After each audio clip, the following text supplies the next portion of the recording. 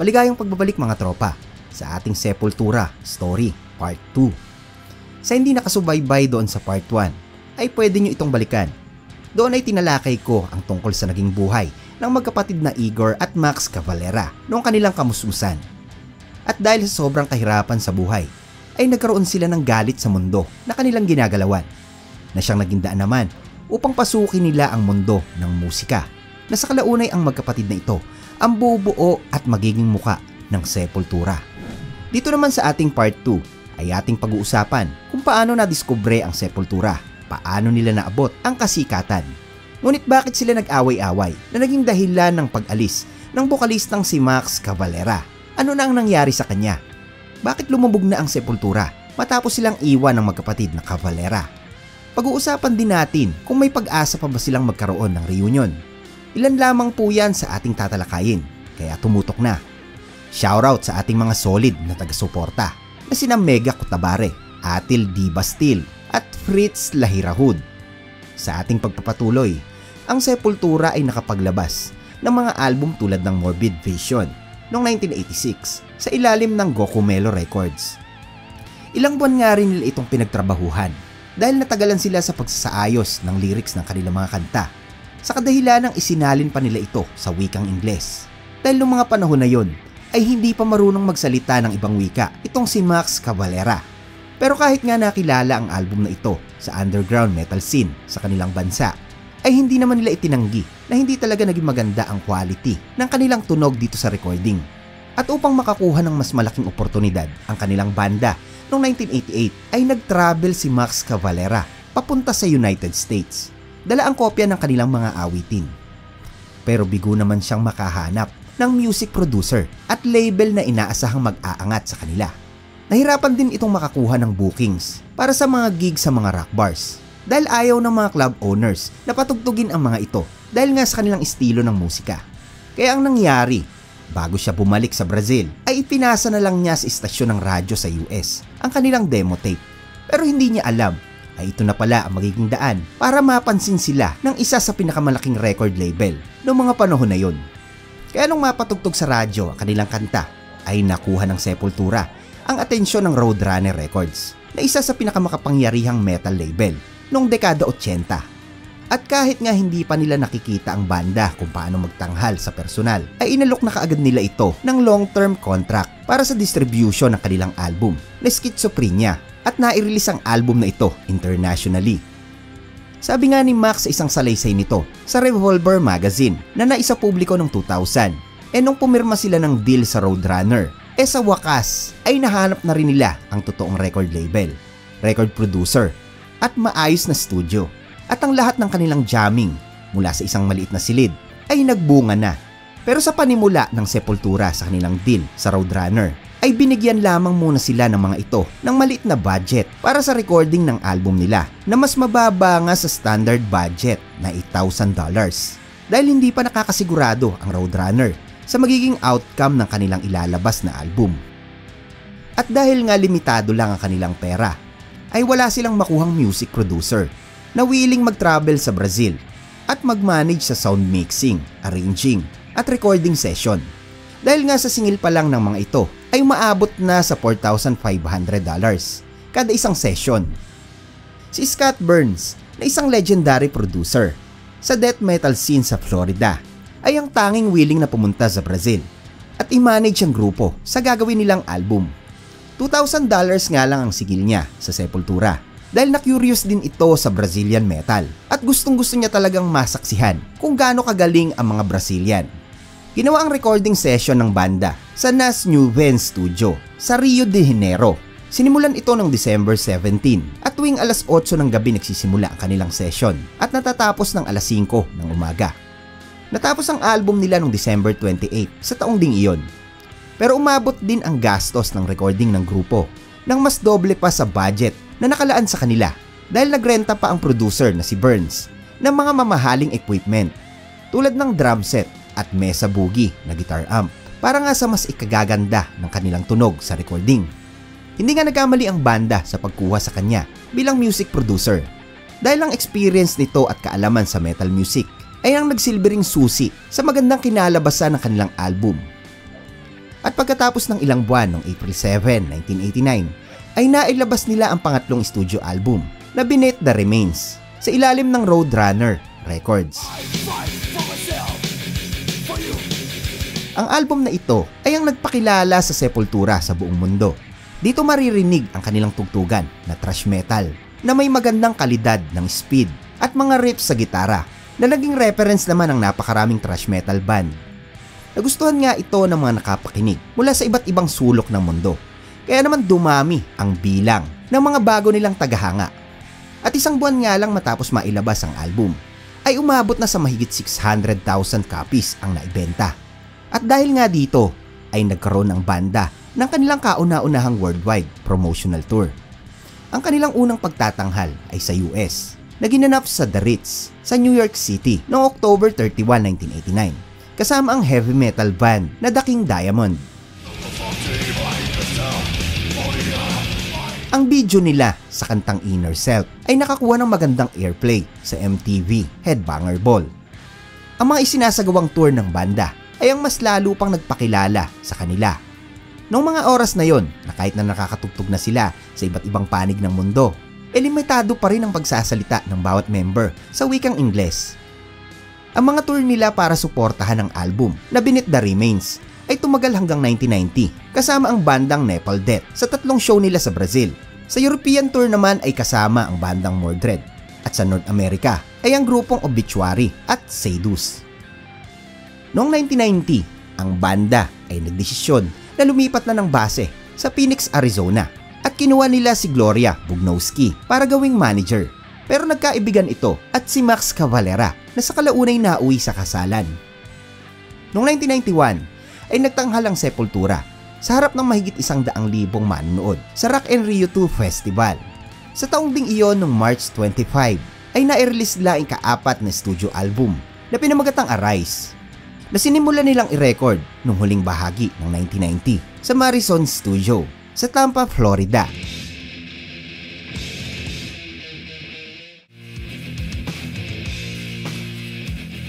Dito ay maririnig ang malulupit na riff ng gitara, guitar solo, at hindi mapantay ang palo sa drums ni Igor Cavalera. Ang album nila na ito ay nakapagtala na naman ng magandang sales dahil nakabenta ito ng 1 million units. Ayon naman sa Melody Maker sa British Weekly, ay nakasulat sa kanilang artikulo para sa Sepultura na ang Brazilian metal band na ito ay nalalapit na sa kasikatan o baka nga mas nahigitan pa ang bandang Slayer. Sabi naman ng Germany's Trash ay elected ang Sepultura bilang the best band of the world na kayang talunin ang kanilang major contender tulad ng bandang Metallica. Ganon din ang Slayer. Ang Sepultura ay palaging laman ng iba pang naglalakihang metal publication tulad ng Kerrang Magazine, Rock Hard at Metal Force Magazine. Binigyan nga sila ng 5 out of 5 ratings ng United Kingdom Magazine na tinatawag na Select. Noong mga panahon na yon, ay malaking bagay para sa banda na maging laman ng mga rock o metal magazine, lalo na nga sa ratings na ibinibigay ng mga ito dahil dito nakasalalay ang kanilang kasikatan. Nahahype kasi ang mga tagahanga pag mataas ang kanilang ratings at lalo pang nakakahatak para sa mga bagong fans ng mga banda. Ang music video naman ng kantang Arise at Beneath the Remains ay parehong censored sa MTV dahil nga ikinukonsidera itong blasphemous o naglalaman ng galit, karahasan at pagsamba kay Satanas. Sa taong 1991 hanggang 1992 ay nagpatuloy ang Sepultura sa kanilang mga idinadaos na tour. Ito na yung pinakamahabang pagtatanghal ng kanilang banda na umabot sa 220 concert sa mahigit 39 na bansa. Nakakasama nga rin nila ang iba pang mga sikat na banda tulad ng Ozzy Osbourne at Alice in Chains. Kasabay naman nito ang kanilang album ay naging gold status sa Indonesia nang makabenta ng 25,000 copies. At bago matapos ang kanilang tour, ay na-achieve naman ng album na Arise ang platinum sales worldwide. Noong 1993 ay inilabas ng Sepultura ang album na Chaos AD. Nakakuha ulit ito ng kahangahangang success para sa grupo. At may kukonsidera nga noong mga panahon na yon na ang Sepultura ay ang pinakamalaking pangalan sa industriya ng musika sa buong mundo. Sa taong ding iyon ay gumawa si Max Cavalera ng kanyang side project para bumuo ng isa pang banda kasama ang English musician na si Alex Newport at tinawag nga nila itong Nail Bomb na isang heavy metal band. Pero nakapaglabas lang ito ng kaisa-isang album na pinamagatang Point Blank noong 1994. Ang estilo ng kanilang musika ay pinaghalong industrial metal at groove metal. Pero nabuwag ito noong 1995 matapos silang magsagawa ng una't huling live performance sa Dynamo Open Air Festival sa Netherlands. Noong 1996 ay nai-release ang album ng Sepultura na pinamagatang Roots, na kung saan ang album ay nakagawa ng napakagandang records sa kasaysayan dahil nakabenta ito ng mahigit 2 million copies at nanguna sa top 5 best-selling albums sa United Kingdom. Ang Roots album ay naglalaman ng instrumentation na sumasagisag sa tradisyonal na musika ng mga Brazilian. Bago nga nila ito buuin, ay naisip ni Max Cavalera na mag-eksperimento. Sinubukan nga nilang pagsamahin ng groove, dark, at new metal subgenre kasama ang katutubong awitin sa kanilang bansa. Ito nga raw ay bilang suporta sa kanilang kultura at mga tribo na nakakaranas ng kritisismo mula sa kanilang gobyerno. Kasama nga sa pagbuo ng album ay ang mga musikero tulad nila Mike Patton mula sa Faith No More at Jonathan Davis ng Korn. Ang lyrics naman ng kanilang mga kanta ay nakatuon sa mga tribes sa Brazil, social at political criticism. At dahil nga sa success ng Roots album ay marami na din ang mga banda sa iba't ibang bansa ang gumawa ng ganitong estilo na pinagsasama ang metal genre at ang kanilang katutubong awitin. Umani naman ito ng positibong reaksyon sa ibang magazine. Sabi nga ng author ng The Collector's Guide to Heavy Metal na si Martin Popov, ang Roots album daw ay binigyan niya ng rankings bilang 11 best metal records of all time. Ito nga daw ay isang spectacular metal and futurist hardcore for long playing. Sa Kerrang Magazine ay nakakuha ito ng pangalawang pwesto sa list ng 100 records that you have to hear before you dying. Sa Q Magazine naman ay isa ang Roots album sa 50 heaviest album of all time. Marami pang papuri ang Sepultura na natanggap na di ko naiisa-isahin pa. Pero hindi naman lahat ay positibo ang ibinigay na feedback sa banda. Halimbawa na lang ang sinabi ng contributor na si John Wiederhorn na binigyan lamang ang grupo ng mababang ratings dahil daw napaka-violente na kanilang tunog. At marahil nga daw pagkatapos ng 20 years may ibabaon na sa limot ang album na ito. Na sa tingin ko mga tropa hindi naman nangyari. Pero syempre, sa mahilig sa ganitong musika hindi talaga yan maluluma. Pero kung K-pop ang hilig mo, malamang sa malamang na hindi mo yan alam.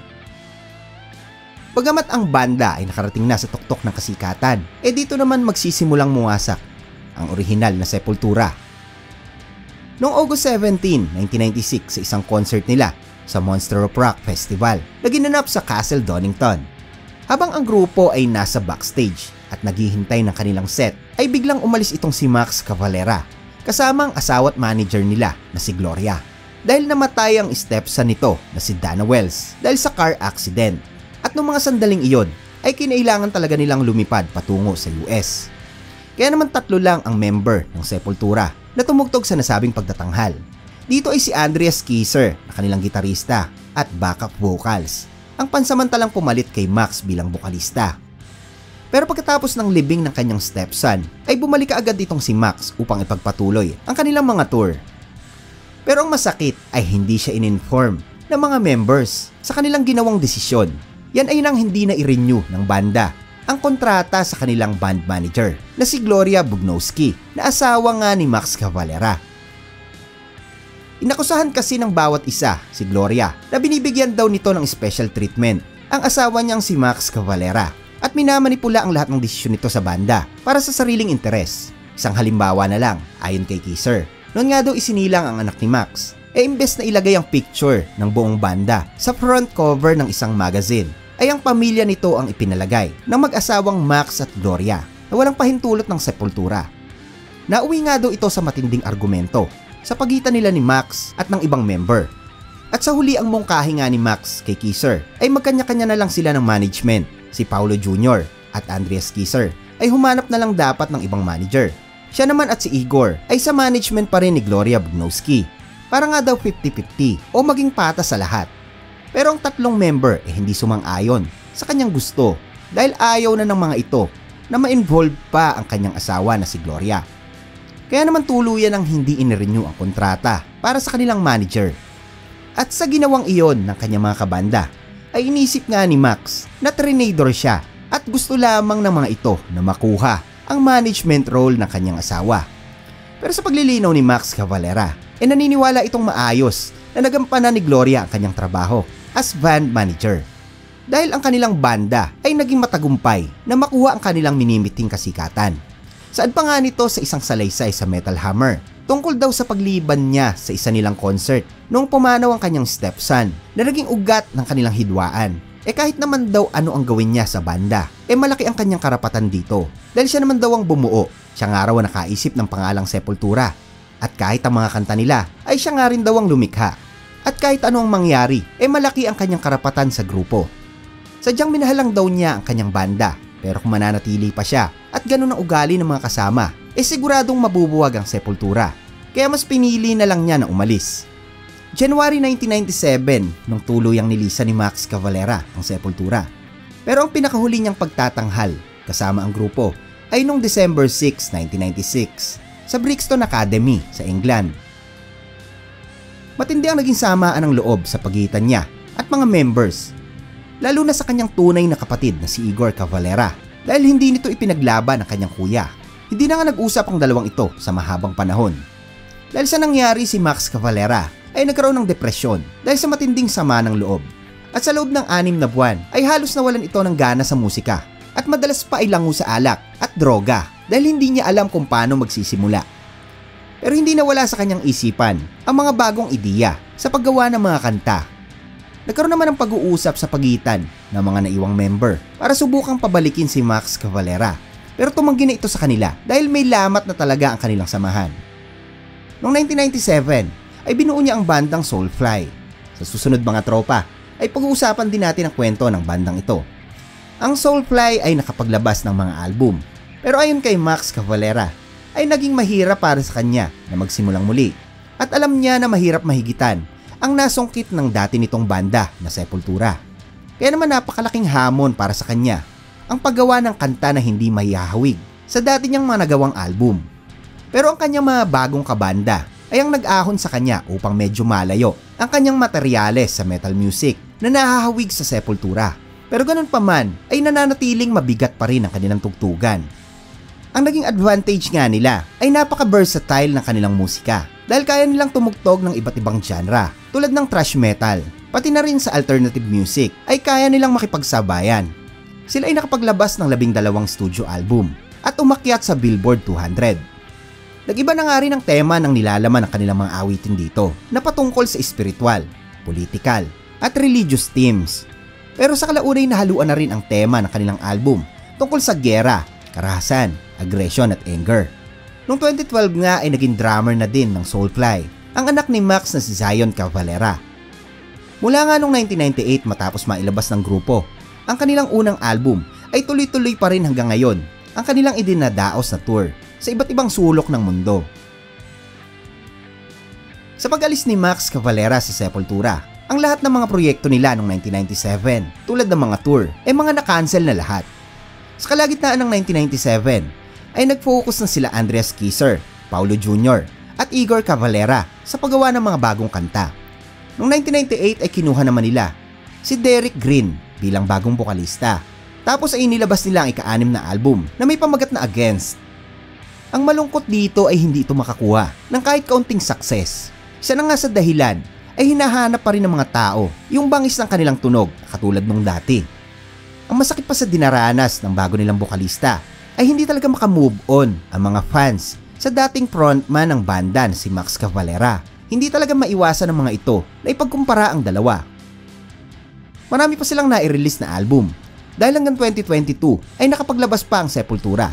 Pero ni isa dito ay walang nakapantay sa mga unang album na kanilang inilabas. Noong 2006, ang natitirang original member at founder ng Sepultura na si Igor Cavalera ay umalis na rin sa kanilang banda. Ayon sa interview kay Max tungkol sa kanyang kapatid na si Igor, ay pagkatapos nga daw ng mahabang panahon ay nagkaayos na raw silang dalawa. Maiksi nga lang daw ang buhay, kaya naman hindi nito ipagkakait para sa kanyang kapatid ang pagpapatawad. At tungkol naman daw sa paglisan nito sa Sepultura, tinapos lang daw ni Igor ang idinadaos ng mga tour ng grupo mula noong 1998 hanggang 2006. Pero mga idol, hindi ako kumbinsido sa paliwanag na ito. Marahil na pinagtatakpan lang siya ng kanyang kapatid na si Max dahil umabot pa ng isang dekada bago nito binalikan ang kanyang kuya. Tapos sa isang dekada rin silang hindi nag-usap. Marahil ay dahil sa pera yan kaya umalis sa grupo. Noong 2007 ay binuo nila Max at Igor ang bandang Cavalera Conspiracy. Tungkol naman sa reunion ng Sepultura, sinubukan nitong ayusin ni Max Cavalera. Tinawagan pa nga raw niya si Andres Kisser noong 2012 upang yayain na magsagawa ng isang reunion concert. Dahil nga maraming tagahanga ang nagre-request nito. Pumayag naman daw ito nung una, pero pagkatapos ng isang linggo, nagbago na ang isip nito. Kaya pagkatapos noon ay hindi na sinubukan ni Max na magyaya tungkol sa reunion. Noong 2013, sa isang interview ni Andres Kisser, ay kinumpara niya ang dalawang magkapatid na Max Cavalera sa isang ama na iniwan ang kanilang anak patungkol sa paglisa ng mga ito sa banda. Pero nilinaw niya na hindi niya pinilit ang dalawa para umalis sa Sepultura. Noong 2016 ay sinabi ni Max sa Metal Insider na pinagsisihan niya din kung bakit hindi nito pinaglaban ang pagbumay-ari ng pangalan ng bandang Sepultura. Nang sa ganon ay aalisin na lang niya ang mga naiwang member na umangkin dito. Pero sabi ni Max ay talagang malapit sa puso nito ang pangalan ng grupo at parang isang tunay na anak niya nga kung maituturing. Kaya naman ayaw nitong madungisan ng intriga ang pangalang Sepultura. Tutal naman daw ay lumipas na ang mahabang panahon at sa pagitan ng dalawang panig ay pareho naman silang nagpapatuloy sa pakikibaka sa musika.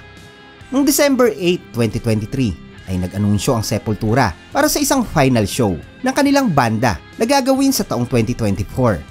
Sinabi nga rin ni Kisser na bukas ang kanilang pintuan upang makipag-reunite sa dalawang dating member ng banda na sina Max at Igor. Pero pagkatapos ng reunion, ang Sepultura ay tuluyan na nga raw madidisband sa taong 2025. Sumagot naman itong si Max Cavalera na maraming panahon na daw ang lumipas at nasayang. Kaya sa mga panahon na dumaan ay lalo nitong napagtanto na hindi na siya dapat makipag-reunite sa Sepultura o sa mga dating member. Ang makasamang muli ang kanyang kapatid na si Igor sa musika ay ang totoong reunion. Masaya na nga raw sila kung anong meron sila ngayon. At kailangan ding ma-realize kung magtatapos ba ang lahat o mawawala ba ang lamat ng samahan sa pamamagitan ng isang reunion. Dahil parang napakahirap para sa kanya na tumugtog na may mabigat sa kanyang puso. Ganon man ang nangyari sa Cavalera Brothers at sa Sepultura. Nag-iwan naman sila ng mabibigat na awitin na umuukit at naging ugat ng panibagong yugto sa musika. Yun nga lang sa pagkawala ng magkapatid na Max at Igor sa Sepultura, napakalaking epekto nito para sa naiwan. Palitan man sila ng 10 magagaling na musikero, siguradong hindi na magiging katulad ng dati. Dahil ang Cavalera Brothers ang talagang ugat ng bandang Sepultura. Ika nga ay iba talaga ang urig. Dahil sa pagkawala nga nila ay hindi na naabot ng bagong member ng Sepultura ang tagumpay na nakuha nila noon. Pero ang magkapatid na Max at Igor ay patuloy na gumagawa ng pangalan sa industriya ng musika. Hanggang dito na lamang po mga tropa. Salamat sa inyong pakikinig. God bless sa ating lahat. No hates, respeto, tugtugan lang.